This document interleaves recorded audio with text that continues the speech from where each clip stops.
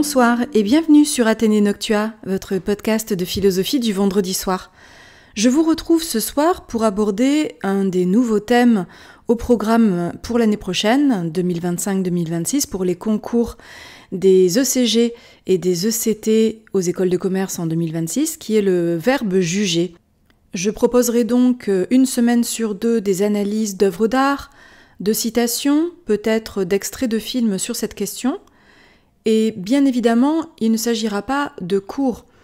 L'idée n'est pas d'entrer en concurrence avec ce que font les professeurs des classes préparatoires qui forment les ECG et les ECT sur cette notion l'an prochain. Je suis moi-même enseignante en classe préparatoire. Athénée Noctua se propose simplement de donner des petits compléments ponctuels. L'esprit de cette chaîne Athénée Noctua, c'est vraiment de faire un petit travail de détail en 10 ou 15 minutes, parfois un peu plus, de prendre un peu son temps pour décortiquer un aspect connexe du thème annuel. Et ce, bien sûr, sans empiéter sur les 6 heures de culture générale qu'on fait en classe, 3 heures de littérature, 3 heures de philosophie, où les professeurs, bien sûr, dans leurs cours, abordent essentiellement le thème à travers de grands textes. Sur Athénée Noctua, je ne travaille pas à partir de textes, je travaille à partir d'autres moyens qui sont le commentaire d'une chanson, le commentaire d'une œuvre d'art, d'un mythe, d'une petite citation. C'est un travail un peu minutieux mais qui vous permettra d'avoir des compléments qui peuvent être intéressants pour étayer votre culture sur le sujet de l'année.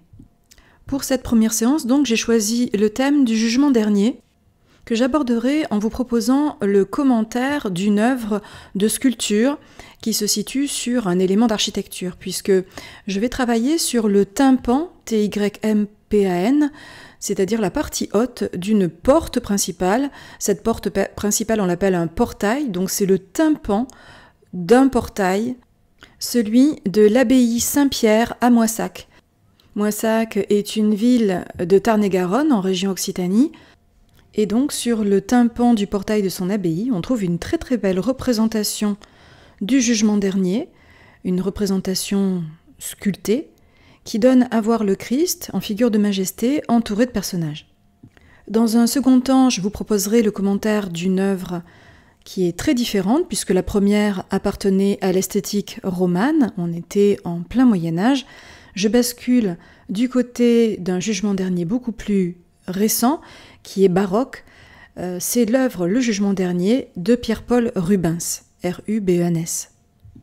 Œuvre baroque cette fois, composée par le peintre flamand Rubens en 1617, au début du XVIIe siècle donc. Et pour éclairer ces deux œuvres éloignées dans le temps, un thème commun, le thème du jugement dernier, dont nous essaierons de comprendre le sens dans le cadre de la culture chrétienne catholique. Alors bien évidemment, il y a plusieurs manières d'aborder le jugement dernier. J'aurais pu le faire à travers le judaïsme, l'islam, ou encore la religion chrétienne orthodoxe, par exemple. J'ai fait à partir des œuvres, ce sont les œuvres qui appartiennent à la culture catholique, et c'est elles qui ont guidé mon choix d'interprétation. Je commencerai donc par l'abbaye de Moissac. Le tympan du portail a manifestement été réalisé au XIIe siècle, entre 1110 et 1130, il s'inspire d'un texte de la Bible du Nouveau Testament qui est l'Apocalypse de Jean, qui est un texte de révélation. Je vous lis le tout début de l'Apocalypse de Jean. Révélation de Jésus-Christ que Dieu lui a donnée pour montrer à ses serviteurs les choses qui doivent arriver bientôt et qu'il a fait connaître par l'envoi de son ange à son serviteur Jean, lequel a attesté la parole de Dieu et le témoignage de Jésus-Christ, tout ce qu'il a vu. En effet, dans la version grecque de la Bible, cet apocalypse est appelé apocalypse de Jésus-Christ, apocalypsis Jésus Christou, c'est-à-dire la révélation. Apocalypse désigne la révélation ou le dévoilement de quelque chose, ici d'un avenir, puisque le texte nous dit bien de choses qui devraient arriver bientôt. Ce texte de l'Apocalypse de Jean, qui apporte la révélation de Jésus-Christ, est écrit dans un langage symbolique qui est difficile à comprendre, dont on considère que l'essence est prophétique, c'est-à-dire qu'elle est censée annoncer quelque chose. C'est une prophétie qui fait allusion d'ailleurs à des prophéties antérieures qui se trouvent dans l'Ancien Testament, dans les textes de Daniel ou d'Ézéchiel par exemple. C'est la révélation de Jésus-Christ qui dévoile à l'auteur, je cite, « quel est le sens divin de son époque et comment le peuple de Dieu sera bientôt délivré. Même si le grec ne le fait pas entendre, puisque le mot d'Apocalypse, vous disais-je, veut dire dévoilement, et dans le vocabulaire religieux, révélation, dans le vocabulaire courant, on sent bien que ce mot s'est chargé au fil des siècles de connotations très éloignées du sens premier, puisque l'Apocalypse va désigner une catastrophe violente, massive, une destruction globale de quelque chose. Il y a débat sur la date de ce texte, mais les historiens s'accordent en général pour considérer qu'il appartient à la période soit de Néron, soit un peu plus tard de Domitien, qui sont 2 empereurs romains dont on sait qu'ils ont persécuté les chrétiens. Dans un tel contexte, l'annonce faite par le Christ de ce qui doit arriver bientôt, et notamment que le peuple chrétien sera bientôt délivré, laisse entendre le caractère assez violent de cette délivrance. Car dans ce texte de l'Apocalypse de Jean, on nous parle de fléau, de la chute de Babylone, du combat entre le Christ ressuscité et les forces du mal, le tout annoncé à grand renfort de trompettes. Tout cela permet de comprendre assez le sens moderne de la notion, ce sens dérivé qui associe l'Apocalypse à un grand chambardement extrêmement violent. Dans les 2 œuvres d'art qui nous intéressent, à savoir donc le tympan de l'abbaye de Moissac et l'œuvre de Rubens, le Christ est représenté en majesté. En effet, dans l'Apocalypse de Jean, le Christ est mort et ressuscité. Il est donc représenté dans le ciel, il apparaît en majesté, c'est-à-dire souverain. Au début de la 4e partie de l'Apocalypse, il est écrit ceci. « Après cela, je regardai, et voici une porte était ouverte dans le ciel. La première voix que j'avais entendue, comme le son d'une trompette qui me parlait, dit « Monte ici, et je te ferai voir ce qui doit arriver dans la suite. » Aussitôt, je fus ravi en esprit, et voici, il y avait un trône dans le ciel, et sur ce trône quelqu'un était assis. Celui qui était assis avait l'aspect d'une pierre de jaspe et de sardoine, et le trône était environné d'un arc-en-ciel semblable à de l'émeraude. Autour du trône, je vis 24 trônes, et sur ces trônes, 24 vieillards assis, revêtus de vêtements blancs, et sur leurs têtes des couronnes d'or. Du trône sortaient des éclairs, des voix et des tonnerres. Devant le trône brûlent 7 lampes ardentes, qui sont les 7 esprits de Dieu. Il y a encore devant le trône, comme une mer de verre, semblable à du cristal. Au milieu du trône et autour du trône, il y a 4 êtres vivants remplis d'yeux devant et derrière. Le premier être vivant est semblable à un lion, le second être vivant est semblable à un veau, le troisième être vivant à la face d'un homme, et le 4e être vivant est semblable à un aigle qui vole. Les 4 êtres vivants ont chacun 6 ailes, et ils sont remplis d'yeux tout autour et au-dedans.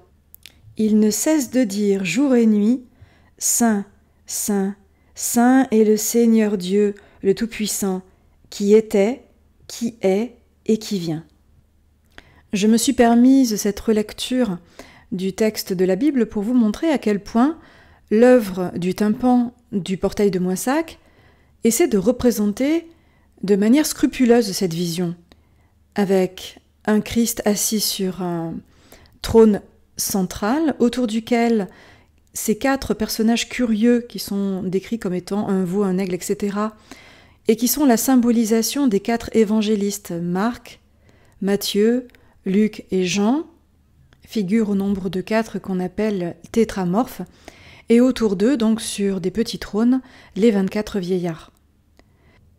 Le message du tympan est clair, il s'agit de représenter le retour glorieux du Christ sur terre après sa résurrection, qui vient assurer le triomphe définitif du bien sur le mal, épaulé par les 4 évangélistes, Luc symbolisé par le taureau, Matthieu par l'ange, Jean par l'aigle et Marc par le lion. Or, faire apparaître le bien comme bien et le mal comme mal, c'est précisément cela que l'on appelle juger.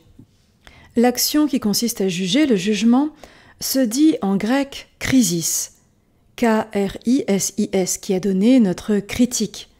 C'est l'action ou la faculté de distinguer. Et une fois que cette séparation, cette distinction est accomplie, l'on fait un choix, on prend une décision. C'est cela, crisis.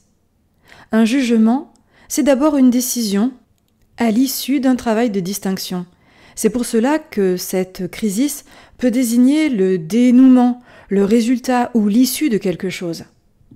Et en un sens bien sûr dérivé, la phase décisive de cette chose, lorsqu'on parlera par exemple d'une crise lors d'une maladie, ça n'est pas tout à fait sa fin, son issue ou son dénouement, mais sa phase critique, sa phase décisive, son moment culminant. La dimension temporelle de la crise comme dénouement apparaît bien ici dans le jugement dernier. Le jugement est dit dernier parce que ce dont nous parle le Christ ici, c'est l'accomplissement du monde à la fin des temps. Mais le sens du discernement, du tri et de la séparation apparaît aussi, car dans le terme jugement, Dieu apparaît comme juge de la loi fait homme ici, puisque le Christ l'incarne, et le Christ, dans cet acte décisif du jugement, va trier les bons et les mauvais. Ce n'est pas la première fois que le Christ incarne une position de jugement. Dans l'Évangile, par exemple dans le verset 13-49 de l'Évangile selon Matthieu, il est évoqué le temps de la moisson, qui sera donc le temps du jugement, ce moment où les méchants seront comme l'ivraie jetés dans la fournaise de feu. Il est dit un peu plus loin, au verset 25, que le berger, à savoir le Christ, séparera les brebis des boucs. Donc séparer le grain de l'ivraie ou les brebis des boucs, c'est bien juger au sens de cette discrimination que l'on entend dans le mot grec crisis.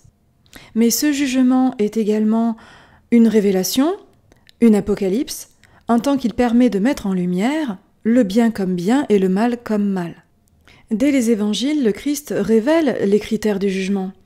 Les critères du jugement sont essentiellement liés à la relation que nous entretenons avec autrui. Dieu nous a donné de la liberté, qu'en avons-nous fait ? Avons-nous choisi la vie ou la mort, la lumière ou les ténèbres ? Le jugement dernier est associé dans la culture chrétienne à ce qu'on appelle la parousie, P-A-R-O-U-S-I-E, qui désigne le retour du Christ à la fin des temps. Or, dans l'Évangile selon Jean, il est dit que Jésus n'est pas venu pour juger, mais pour sauver. Si bien que l'épisode du jugement dernier est souvent interprété, ça a été le cas notamment par Benoît XVI, non pas comme un moment où le Dieu juge est terrorisant, mais un moment d'espoir où l'humanité est sauvée. La liberté humaine reste toujours en jeu. Tout homme est libre d'accepter ou de refuser le bonheur que lui propose le Christ. L'enfer reste une tragique possibilité qui serait liée au refus de Dieu par la liberté humaine. L'homme ne choisirait pas de s'orienter vers Dieu et l'enfer lui serait promis, d'où des appels pressants du Christ à la conversion, bien sûr. Donc Jésus n'est pas là pour nous juger, mais pour nous conseiller de nous tourner vers une vie qui fera que le jugement nous sera profitable. Cette vie consistant de toujours choisir, de discriminer toujours entre le bien et le mal et de choisir de fonder sa vie sur l'amour de son prochain.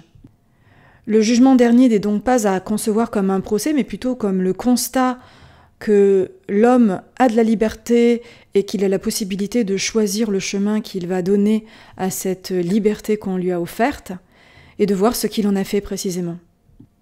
Or, dans la représentation qu'en donne Rubens, il y a bien cette dimension du choix qui apparaît dans une certaine manière de représenter les corps. Ce tableau de Rubens, qui devait dans un premier temps orner l'autel de l'église des Jésuites de Neuburg sur le Danube, se trouve actuellement à Munich, dans la Pinakothek. Il se situe dans la même veine que le jugement dernier de Michel-Ange, que je vous invite à aller voir. Dans la partie supérieure du tableau, on trouve donc le Christ juge, enveloppé d'un drap rouge qui sépare les élus et les damnés, ce qui évoque bien la discrimination dont je vous parlais. À sa droite, la Vierge et derrière elle, les prophètes, les apôtres, les saints. À sa gauche, vêtu de bleu, Saint Michel, archange, qui tient le livre des élus. Les corps qui sont donc autour du personnage sur le trône qu'est le Christ sont les corps des êtres qui ont été travaillés par la foi. Ils sont les êtres saints. À la droite, donc pour nous à la gauche, lorsqu'on regarde l'œuvre, à la droite du Christ se trouvent des corps en majesté, de jolis corps, tandis que À notre droite, c'est-à-dire à sa gauche, se trouvent les damnés qui chutent. Le corps est parfois représenté même à l'envers, la tête en bas et les pieds en l'air. Dans ce tableau, on a bien la vision apocalyptique au sens moderne, la chute produite par le Christ qui projette depuis les hauteurs célestes jusqu'à un gouffre infernal des hommes et des femmes entrelacés par des démons et des serpents le long d'une longue diagonale, selon une loi de la pesanteur qui désigne bien le poids des péchés. Ainsi peut-on opposer deux manières de se représenter le jugement, une approche sereine, comme dans le tympan de l'abbaye de Moissac, où l'on voit dans une construction circulaire ou demi-circulaire le Christ entouré d'êtres qui le célèbrent et qui célèbrent la révélation qui est la sienne après sa mort, tandis que Rubens oppose de manière frontale deux humanités, l'une qui remonte vers lui, vers le Christ, qui donne à voir des corps plutôt harmonieux dans des tons de rosée presque diaphanes. De l'autre côté, le Christ a jugé, il a condamné, et les hommes sont en train de chuter, tête en bas, dans un gouffre particulièrement obscur. Il y a une opposition entre la clarté de la partie gauche, qui est la droite du Christ, et l'obscurité de la partie droite, qui est la gauche du Christ. Opposition qui est répétée par les visages des personnages. Visage serein sur la gauche, visage grimaçant sur la droite, et par la couleur des peaux, rosée et diaphane, presque bleutée lorsqu'elles s'approchent de la Vierge, ces femmes, alors que de l'autre côté, elles ont un aspect terreux qui anticipe peut-être la brûlure du feu qui les attend. Ainsi, dans ces deux œuvres, il apparaît que juger, c'est d'abord révéler à travers la table de la loi, à travers la Bible, ce qu'est le bien et le mal. Une fois que les critères du jugement sont posés, que le bien et le mal sont connus, célébrés, on peut discriminer à l'intérieur de l'humanité ceux qui ont orienté librement leur vie vers le bien de ceux qui l'ont orienté tout aussi librement vers le mal. Le Christ juge en effet, mais il bénit aussi de la main.